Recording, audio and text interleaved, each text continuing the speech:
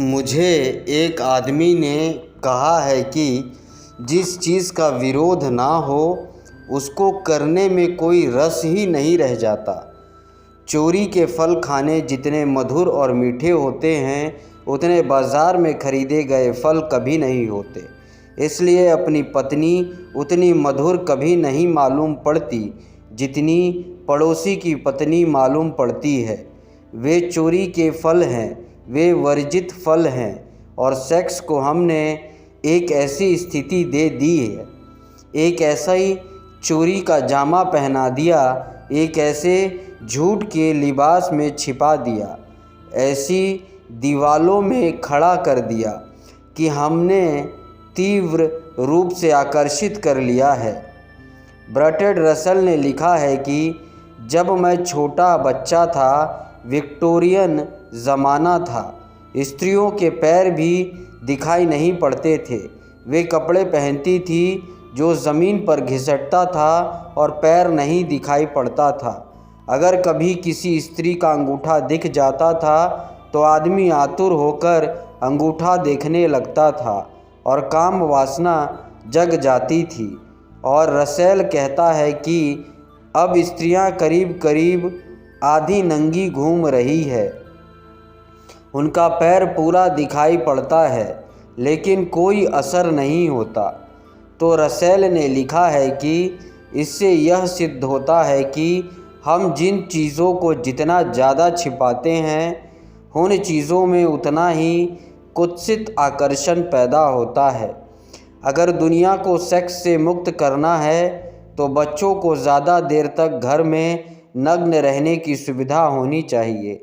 जब तक बच्चे घर में नग्न खेल सके, लड़के और लड़कियां उन्हें नग्न खेलने देना चाहिए ताकि वे एक दिन दूसरे के शरीर से भली भांति परिचित हो जाए और कल रास्तों पर उनको किसी स्त्री को धक्का देने की कोई ज़रूरत ना रह जाए, ताकि वे एक दूसरे के शरीर से इतने परिचित हो जाए कि किसी किताब पर नंगी औरत की तस्वीर छापने की कोई ज़रूरत ना रह जाए। वे शरीर से इतने परिचित हो कि शरीर को कुत्सित आकर्षण विलीन हो सके। लेकिन बड़ी उल्टी दुनिया है। जिन लोगों ने शरीर को ढांककर छिपा कर खड़ा किया है उन्हीं लोगों ने शरीर को इतना आकर्षित बना दिया है, यह हमारे ख्याल में नहीं आता। जिन लोगों ने शरीर को जितना ढांककर छिपा दिया है, शरीर को उतना ही हमारे मन में चिंतन का विषय बना दिया है, यह हमारा ख्याल में नहीं आता।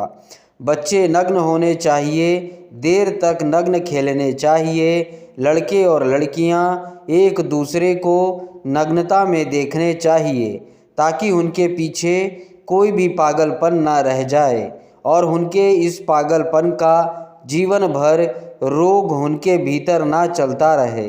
लेकिन वह रोग चल रहा है और उस रोग को हम बढ़ाते चले जाते हैं और उस रोग को फिर हम नए नए रास्ते खोजते हैं। गंदी किताबें छपती है जो लोग गीता के कवर के भीतर रखकर पढ़ते हैं, बाइबल में दबा लेते हैं और पढ़ते हैं। ये गंदी किताबें तो हमें कहते हैं ये गंदी किताबें बंद होनी चाहिए, लेकिन हम यह कभी नहीं पूछते कि गंदी किताबें पढ़ने वाला आदमी पैदा क्यों हो गया। हम कहते हैं नंगी तस्वीरें दीवारों पर नहीं लगनी चाहिए, लेकिन हम कभी नहीं पूछते कि नंगी तस्वीरें कौन आदमी देखने को आता है। वही आदमी आता है जो स्त्रियों के शरीर को देखने से वंचित रह गया है। एक कुतूहल जाग गया है, क्या है स्त्री का शरीर। और मैं आपसे कहता हूँ वस्त्रों ने स्त्री के शरीर को जितना सुंदर बना दिया है उतना सुंदर स्त्री का शरीर है नहीं। वस्त्रों में ढांककर शरीर छिपा नहीं है और उघड़कर फरकट हो गया है। यह सारी की सारी चिंतना हमारे विपरीत फल ले आई है। इसलिए आज एक बात आपसे कहना चाहता हूँ। पहले दिन की चर्चा में वह यह सेक्स क्या है, उसका आकर्षण क्या है, उसकी विकृति क्यों पैदा हुई है।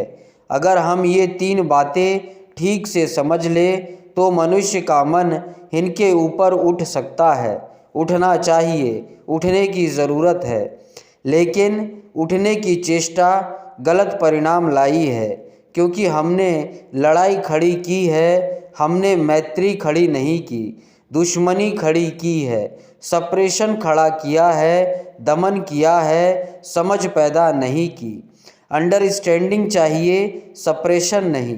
समझ चाहिए। जितनी गहरी समझ होगी मनुष्य उतना ही ऊपर उठता है, जितनी कम समझ होगी उतना ही मनुष्य दबाने की कोशिश करता है, और दबाने के कभी भी कोई सफल परिणाम स्वस्थ परिणाम उपलब्ध नहीं होते। मनुष्य के जीवन में सबसे बड़ी ऊर्जा है काम, लेकिन काम पर रुक नहीं जाना है, काम को राम तक ले जाना है। सेक्स को समझना है ताकि ब्रह्मचर्य फलित हो सके, सेक्स को जानना है ताकि हम सेक्स से मुक्त हो सके और ऊपर उठ सके। लेकिन शायद ही आदमी जीवन भर अनुभव से गुजरता है, शायद ही उसने समझने की कोशिश की हो कि संभोग के भीतर समाधि का क्षण भर का अनुभव है। वही अनुभव खींच रहा है, वही अनुभव आकर्षित कर रहा है, वही अनुभव पुकार दे रहा है कि आओ। ध्यानपूर्वक उस अनुभव को जान लेना है कि कौन सा अनुभव मुझे आकर्षित कर रहा है, कौन मुझे खींच रहा है। और मैं आपसे कहता हूँ, उस अनुभव को पाने के सुगम रास्ते हैं। ध्यान, योग, सामायिक प्रार्थना सब उस अनुभव को पाने के मार्ग हैं, लेकिन वही अनुभव हमें आकर्षित कर रहा है, यह सोच लेना, जान लेना ज़रूरी है। एक मित्र ने मुझे लिखा कि आपने ऐसी बातें कही कि माँ के साथ बेटी बैठी थी, वह सुन रही है, बाप के साथ बेटी बैठी है, वह सुन रही है। ऐसी बातें सबके सामने नहीं करनी चाहिए। मैंने उनसे कहा, आप बिल्कुल पागल हैं। अगर माँ समझदार होगी तो इसके पहले कि बेटी सेक्स की दुनिया में उतर जाए, उसे सेक्स के संबंध में अपने सारे अनुभव समझा देगी, ताकि वह अनजान, अधकच्ची, अपरिपक्व सेक्स के गलत रास्तों पर ना चली जाए। अगर आप योग्य हैं और समझदार हैं तो अपने बेटे को और अपनी बेटी को अपने सारे अनुभव बता देंगे, ताकि बेटे और बेटियां गलत रास्तों पर ना चले जाए, जीवन उनके विकृत ना हो जाए।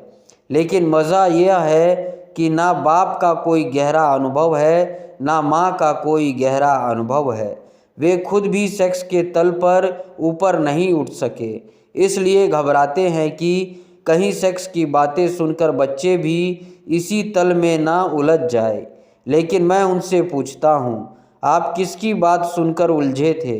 आप अपने आप उलझ गए थे, बच्चे भी अपने आप उलझ जाएंगे। यह भी हो सकता है कि अगर उन्हें समझ दी जाए, विचार दिया जाए, बोध दिया जाए, तो शायद वे अपनी ऊर्जा को व्यर्थ करने से बच सके, ऊर्जा को बचा सके, रूपांतरित कर सके। रास्ते के किनारे पर कोयले का ढेर लगा होता है। वैज्ञानिक कहता है कि कोयला ही 1000 सालों में हीरा बन जाता है। कोयले और हीरे में कोई रासायनिक फर्क नहीं है, कोई केमिकल भेद नहीं है। कोयले के भी परमाणु वही हैं जो हीरे के हैं, कोयले का भी रासायनिक भौतिक संगठन वही है जो हीरे का है। हीरा कोयले का ही रूपांतरित बदला हुआ रूप है, हीरा कोयला ही है। मैं आपसे कहना चाहता हूँ कि सेक्स कोयले की तरह है, ब्रह्मचर्य हीरे की तरह है, लेकिन वह कोयले का ही बदला हुआ रूप है। वह कोयले का दुश्मन नहीं है, हीरा, वह कोयले की ही बदलाहट है, वह कोयले का ही रूपांतरण है, वह कोयले का ही समझकर नई दिशाओं में ले गई यात्रा है।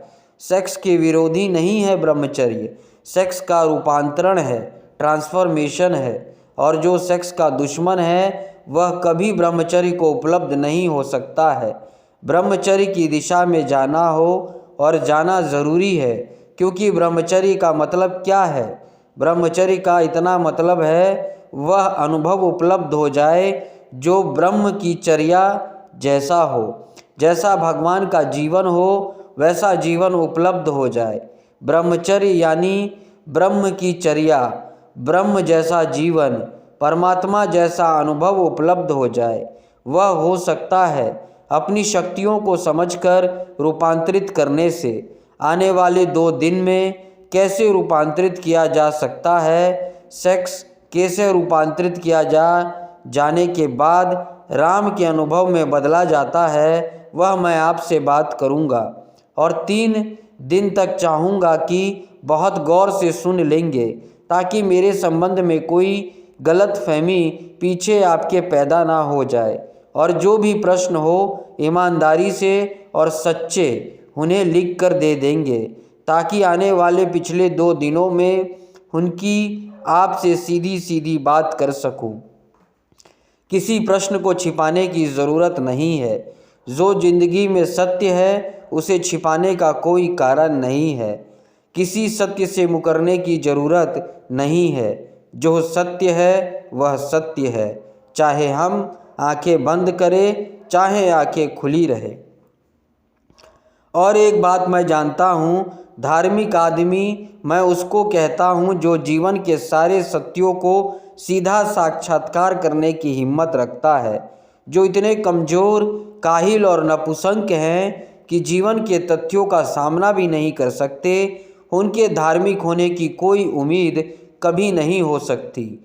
ये आने वाले 4 दिनों के लिए निमंत्रण देता हूँ, क्योंकि ऐसे विषय पर यह बात है कि शायद ऋषि मुनियों से आशा नहीं रही है कि ऐसे विषयों पर वे बात करेंगे।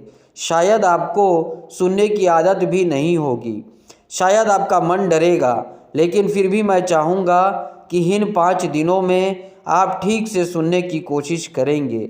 यह हो सकता है कि काम की समझ आपको राम के मंदिर के भीतर प्रवेश दिला दे। आकांक्षा मेरी यही है कि परमात्मा करे वह आकांक्षा आपकी पूरी हो। मेरी बातों को इतने प्रेम और शांति से सुना, उसके लिए अनुग्रहित हूँ। और अंत में सबके भीतर बैठे हुए परमात्मा को प्रणाम करता हूँ। मेरा प्रणाम स्वीकार